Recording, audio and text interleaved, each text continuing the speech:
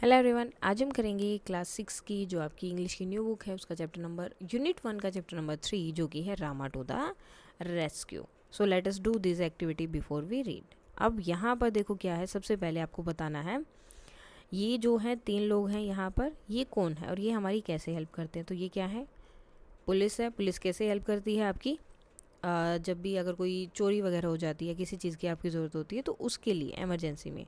ये क्या होना है, डॉक्टर। डॉक्टर भी एमरजेंसी में हेल्प करते हैं, आपकी तबीयत ख़राब है या कोई ज़्यादा एक्सीडेंट वगैरह हो गया तो इस तरह से। फायर ब्रिगेड, जब भी आग वगैरह लग जाए तो उसमें हेल्प करते हैं। Now choose the correct option to complete the sentence. The word rescue means, rescue का मतलब क्या होता है, किसी को बचाना।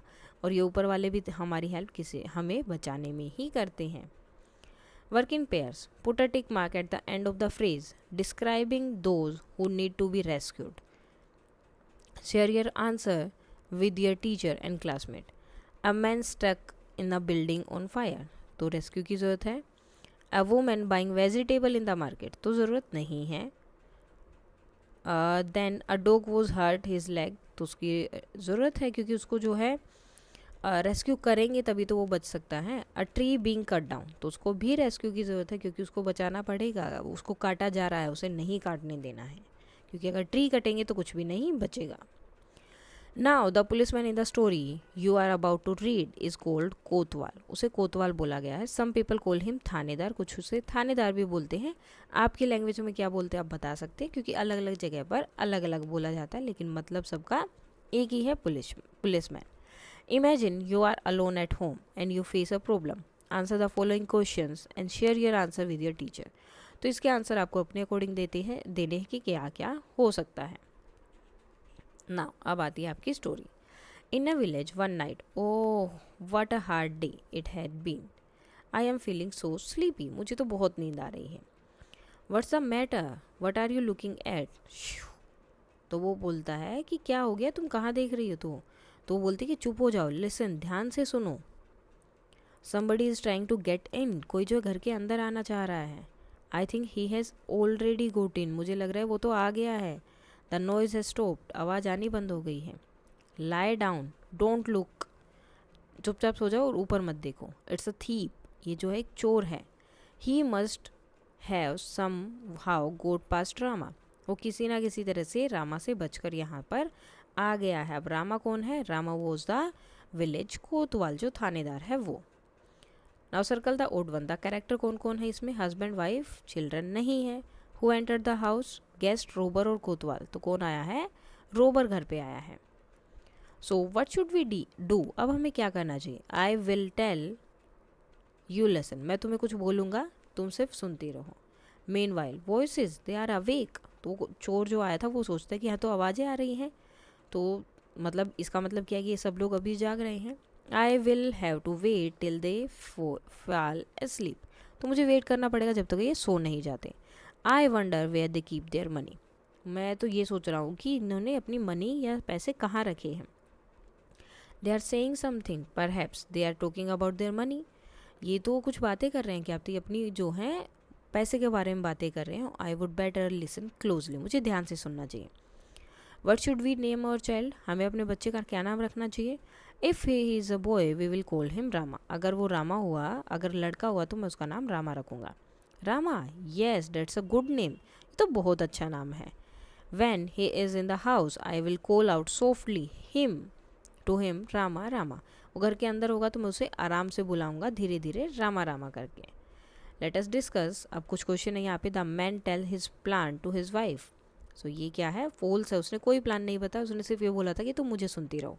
The thief wants to know where they kept their jewels, तो यस वो थीव जानना चाहता था इसलिए वो उनकी बातें सुन रहा था।